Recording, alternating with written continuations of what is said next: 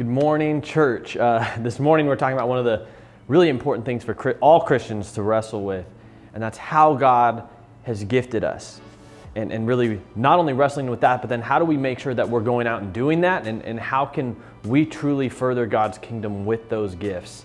And so we're going to be looking at 1 Timothy chapter 4, where Paul's really encouraging Timothy in this passage and pointing to how he can have confidence in how God has gifted him.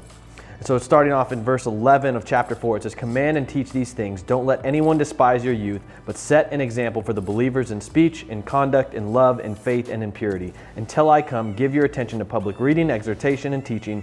Don't neglect the gift that is in you. It was given to you through prophecy with the laying on of hands by the council of elders. Practice these things. Be committed to them so that your progress may be evident to all. Pay close attention to your life and your teaching. Persevere in these things, for in doing this you will save both yourself and your hearers." Now there's really a lot that we could unpack from that passage, but number one, notice that he's telling him, you have had people notice this in your life. They have noticed how you are gifted and that God has called you to this. So do it. Now he also is clearly talking about people who maybe are looking down on him because of his age in particular. In this case, Timothy was young.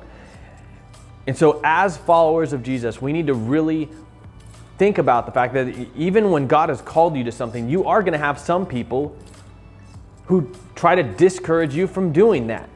Only you can truly feel what God has called you to, and you do that by pouring into God's word, listening to the godly influence in your life.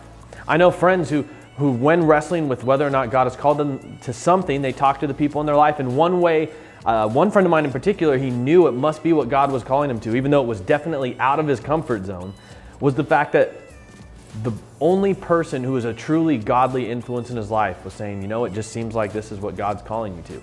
The other people were saying, why would you do that? That's crazy. But the one person who encouraged him was the godliest person in his life.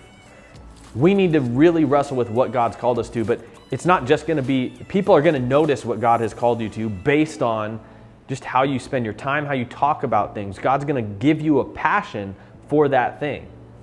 So make sure, number one, that you know what God has called you to. And look, that's no easy thing. I know as someone that works with students a lot, there's a lot of times the students are wrestling with, I don't know how God's gifted me. And I make sure to remind them, don't worry. A lot of your parents have no idea either. It's something we all wrestle with. And we'll have different things in different times of our lives that God maybe gifts us in ways where, later on in life, maybe that's how you'll use that gift, where now you're using it differently. So be praying about, God, how am I supposed to use that gift? But also don't allow excuses to get in the way. There are going to be some people that discourage you in different ways. Maybe they're not even trying to. They just make some comment because maybe you still have a little bit of growing in your gifting. And so they make a comment or it makes you feel like you're not that good at that thing. If God's called you to it, continue to work at it and continue to love God, continue to serve God using that gift.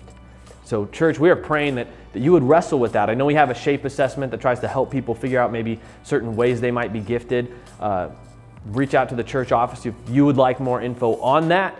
But know that we are praying for you and just always be looking for how God has gifted you and how you can use that in your realm of influence around you.